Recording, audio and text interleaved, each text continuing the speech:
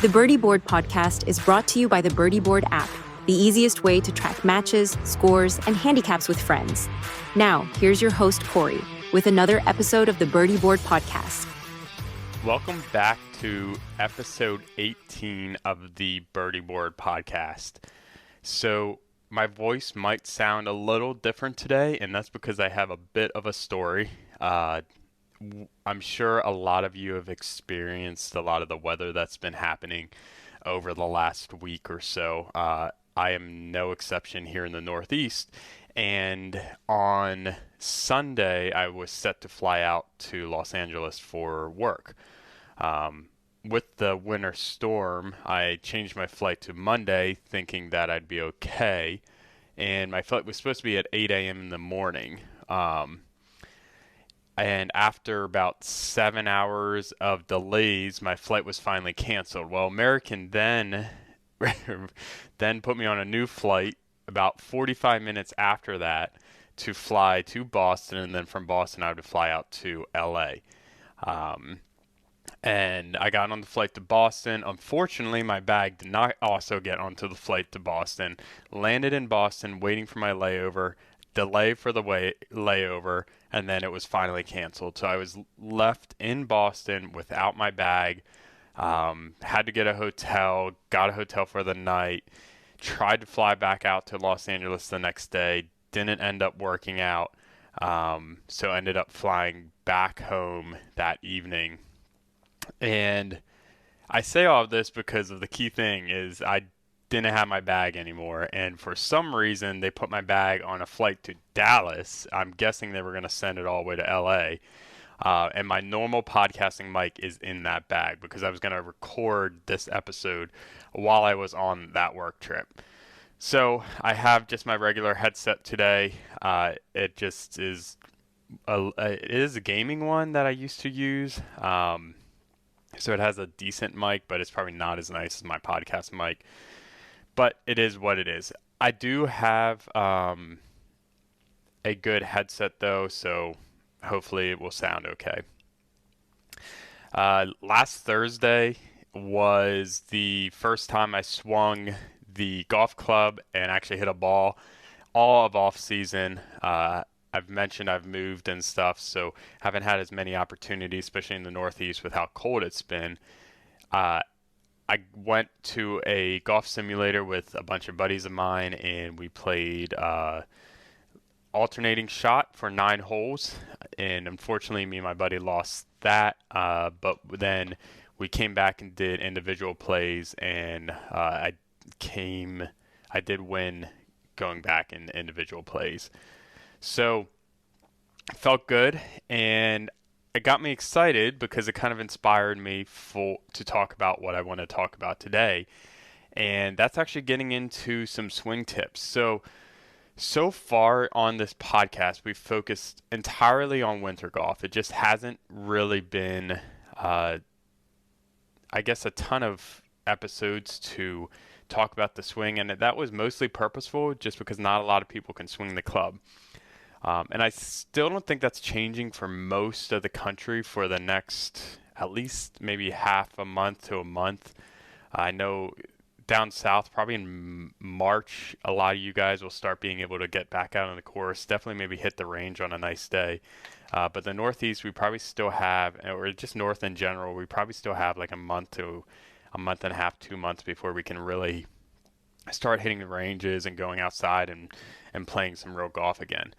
That being said, me playing golf last Thursday in the simulator did get me excited to start working my swing. So I did some research, and one of the main problems that I have with my swing that I've identified is turning my lead wrist back too early, and then also getting my hands off center too early. So let me talk about some of the research and some of the questions that I was digging into.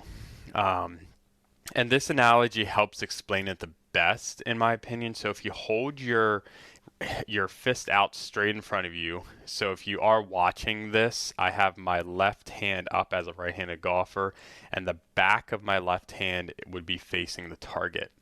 The question that I had was, how much rotation happens of this fist during a swing. So if no rotation happened, that means that it would stay at this orientation relative to your body during your entire swing. What I was probably doing is I was turning my wrist more to like 45 degrees. So if you still have your arm out in front of you and the back of your hand is facing your target, simply face the back of your hand 45 degrees like it's starting to point up, and go even farther to 90 degrees. So just kind of get you guys the feeling of what I'm talking about. I was probably falling in a rotation somewhere between 45 and 90 degrees. And my question is okay, well, what do the pros do with their left hand? How much rotation do they do? And the results surprised me. So through the combination of a lot of research, I actually found that the pros, they don't hardly rotate that lead hand. They're not rigid with it, but the degrees are somewhere between 0 and 20 degrees. So if you hold your hand out in front of you, what that looks like is you're facing the target line and you're only turning it ever so slightly. Whatever is natural would be key. For me personally, I have to feel like I'm holding my wrist almost rigidly. And I think that's just helping me get the motion down. In reality, if you look at the slow-mo of my swing, you'll still see a little bit of rotation. And I think that's the key is you don't want to be rigid with it where there's no left wrist rotation or right wrist rotation if you're a left-handed golfer. But there's not nearly as much as you would think. So hold your hand out as a fist straight in front of you and try this. Have the back of your hand face the target line and turn it like no more than 20 degrees. That's like the most you're ever going to turn your left wrist as part of a golf swing. That was fascinating to me and totally opposite of what I had ever done in the past. And it surely led to my inconsistency. So that was the first thing that I learned through my research. The next is a similar research ideas. I was trying to figure out, okay, in my golf swing, I know that when I do my backswing, my left arm really comes across my chest. And that was so that I would be able to get into a backswing and get it levered at the top.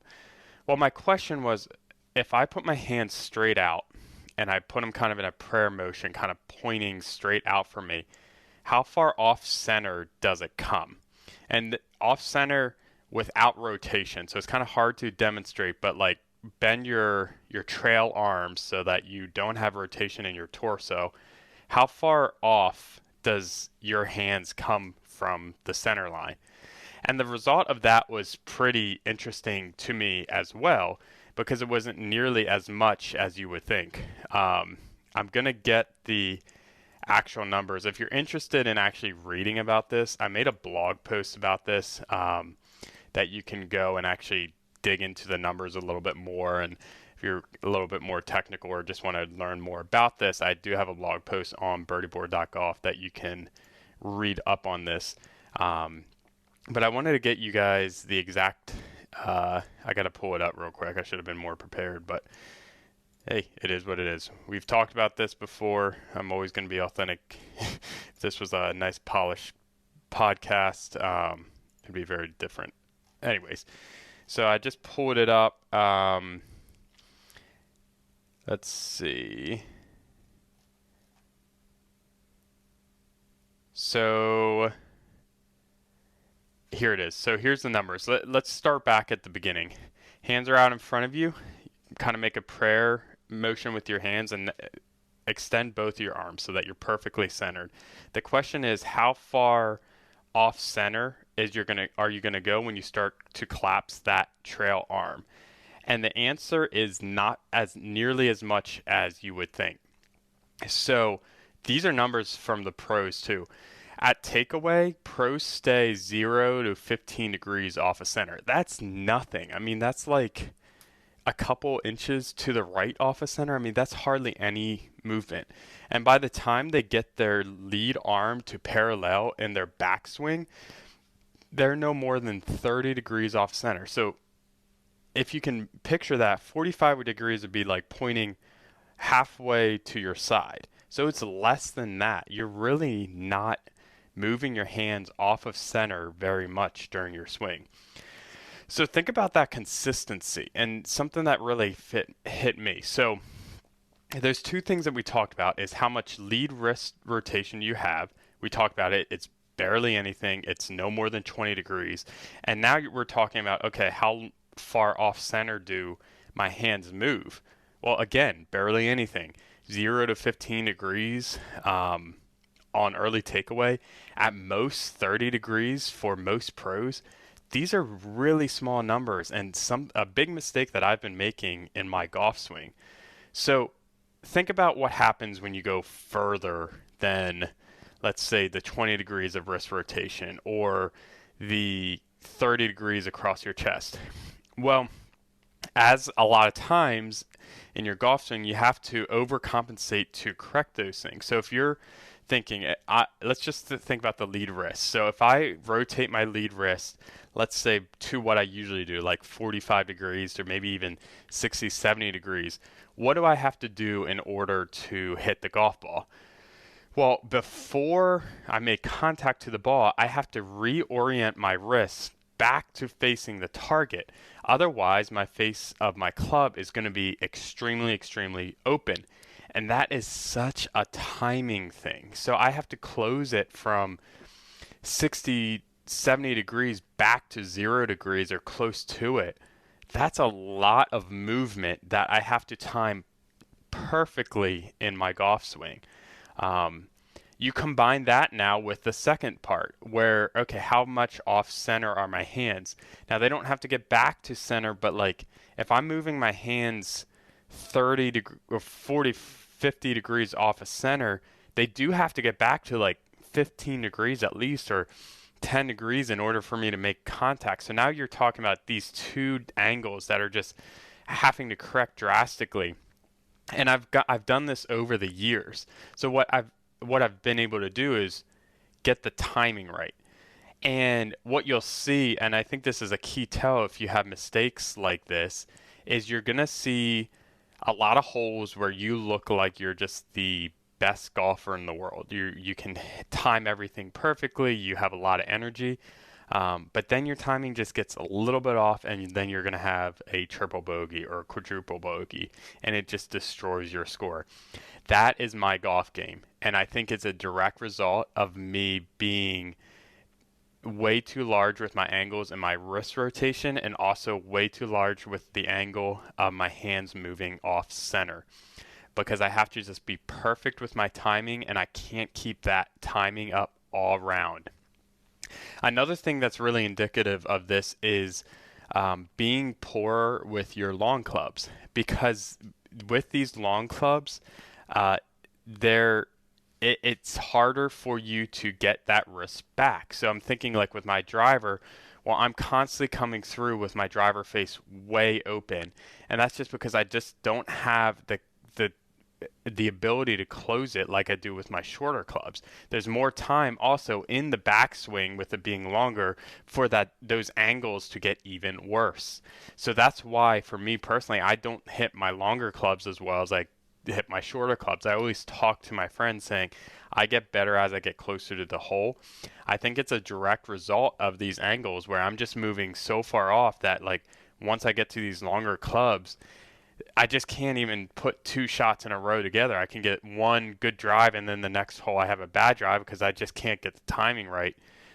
It's easier with the short clubs, especially once you get shorter swings, because some of these angles don't go as drastic the shorter swings you do. So if you're doing, for example, a half swing, most likely your angles are only going to get halfway to their extremes. So it's a lot easier to correct from a half swing than it is from a full swing. So I actually haven't played a sim match with this yet, but I've done a lot of practice in the basement with this. So if you remember, or maybe this is the first time listening, I have a basement that's tall enough ceilings for me to swing the club. I haven't set up a simulator in it yet, but I do intend to do that someday. But I think this is the perfect thing for me right now because I don't need to focus on trying to hit the ball. I need to get my swing right and get these new habits part of my swing without even thinking of the ball. So it's been awesome to do this practice in the basement without any of that even in my mind. So I did notice when I was practicing my swing, I would feel like I'm being almost rigid with my swing. And I think it just speaks to how far off of an angle I was. And I think it's going to feel uncomfortable first before it feels natural. But I think this is also more of the emphasis of like, well, this is a perfect time to do it. First, it's winter golf. Second, I can't actually hit a ball right now. So all I have to do is focus on just getting used to this new swing. And I have found some good key checkpoints if you guys want to try this out yourself. So the easiest thing to do during your swing to check if you have your angles right is at any point during your swing, pause yourself and move your club back to the front of your body and observe where's my lead wrist facing, what degree is that at, and then how far off the center line am I. You can stop that at any point during your swing and assess yourself. So if you're doing a half swing, you can stop yourself, pull your hands back in front of you, see how far has that lead wrist rotation happened. So if you're doing really short swing, like 25% or 30%, 40%, you really shouldn't be that far off center. The pros are 0 to 15 degrees. That's barely noticeable. And then your lead wrist is probably barely rotated as well. Even the whole swing, your lead wrist shouldn't rotate much more than 20 degrees. And you can just stop yourself at any point during your swing and just take your hands back in front of you. Try not to bend your arms any differently and just assess yourself. As my swing, is my lead wrist facing the target, or is it facing the sky, and how far up in the sky? Because a little bit of movement is fine. We don't want to be rigid with our swings. We want to be natural. But it was a lot less drastic than I originally thought. And then the last thing, and I guess there's these three things that I'm focusing on right now, is just the rhythm of the swing. So my last blog post I did for Birdie Board, I wrote about the tempo that you guys can practice with a swing. And the biggest takeaway that I took from doing the research about the tempo is having a really slight pause at the top of your swing. And I did have this already practiced a little bit before I did my sim match, and the results were very, very encouraging. So let's talk about what this tempo is real quick, and talk about what the point of the tempo is. So if you take your swing and you get ready to go, count in your head up to 3, and on that second beat, you should be paused at the top of your swing. So you go 1, 2, 3. And what that does is that 2-second count, that literally hitting 2 at the top of your swing, it helps you not rush your swing. It gives you a second, quite literally, to start rotating. And once you hit 3, that's when your hands can start moving forward. I want to emphasize, it's not really about the actual count. For me, 1, 2, 3 works. Some people I've heard do it like swing fast, swing through. Everyone has their own mantra. Everyone has their own saying.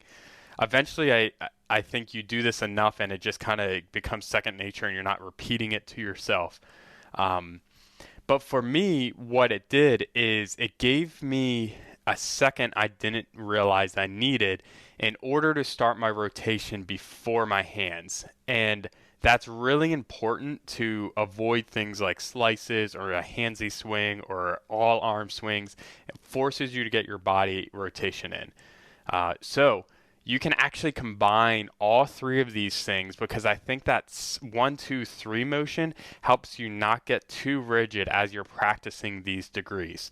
So take your swing, do a couple, recenter yourself, check your lead hand, check how far off center you are, look at those things. So once you get used to yourself, check yourself a couple times. If it's going well, then all you have to do is count out, do a rep with the counting, and then do a rep checking yourself. So 1, 2, 3, and then take your backswing, recenter yourself. So I'm looking at myself. My lead wrist right now is good. I am probably a little bit farther off center where I want to be. I move my hands a little bit left. That's just the extension of your back arm a little bit. You probably are going to feel like your back arm is a lot straighter than you're used to, especially if you're an amateur golfer. So just go back and forth with those drills. And I am going to probably leave you guys with the advice of like, do this without a ball. It has been super beneficial to me to practice my swing without a ball, taking that mental aspect out of it, and just getting the rhythm down, getting the tempo down, and giving myself or forcing myself to have the patience to actually just assess my own swing. And what better time to do that than winter golf? So hopefully you guys have liked this episode today. I have found it super encouraging, some of these things that I've been learning. Again, check it out on the last 2 blog posts. The very last one that I did, which if you're listening to this later, the date would be January 28th. The title of the blog is Why Golf Consistency Breaks Down. And then the episode before that is the blog post before that is 5 simple golf swing consistency tips that actually work. That was made last Wednesday, so that would be January 21st. Read both of those. They pair well together. One is more tempo related. One is a little bit more mechanical with the degrees that you can actually hit some points at and start to get used to it. And I think they pair well together because the degrees ones is really tempting for you to be rigid, but the tempo one, really, you can't be rigid with tempos. So it pairs well, kind of the nice yin-yang kind of thing while you're practicing. I guess the title of my last blog kind of reminded me one more thing that I wanted to touch on is, and I guess I kind of touched on this earlier, but I'll foot stomp it a little. Having so much movement in your swing is what creates inconsistency. And I'm not speaking to you as a scratch golfer. I'm speaking to you as a fellow amateur that this has to be the reason why I have such inconsistent rounds at times. I mean, I'll shoot in the mid to low 80s one round, and then the next 2 rounds I'll be high 90s like my old self golfer. And it makes so much sense that my timing would have to be so perfect for me to have a good round. Being so far off center all the time or so much wrist rotation, it's just impossible for me to keep that consistency up. This type of golf swing, so I read in many places, is really described as a boring golf swing, and it makes sense. You're not rotating your lead wrist much. You're not moving your hands much off center. It's mostly just body rotation, and it's cliche, but letting the club do the work. I did find a couple of my good swings just from practicing. I definitely generated more club head speed with this. Just because the angles just end up being in a better spot because I'm not twisting it as the club as much or moving my hands as much off of center. So I'm excited to try this out in the next, the next golf sim session that I have. I usually do it like every Thursday or every other Thursday or so. So I'll let you guys know how that goes, how my practice continues. I'm really optimistic that this could be a big game changer for my personal golf game. So if it helps yours as well, great. Let me know. Excited to hear from you. But I think I'm going to go ahead and wrap up this episode. So thanks for listening, everybody, and good luck with your winter golf practice. Thanks for tuning in to the Birdie Board podcast. If you enjoyed it, subscribe and share it with a friend who loves golf as much as you do. And before your next round, grab the Birdie Board app, free on the Apple App Store and Google Play Store, and let it handle the scoring while you enjoy the game.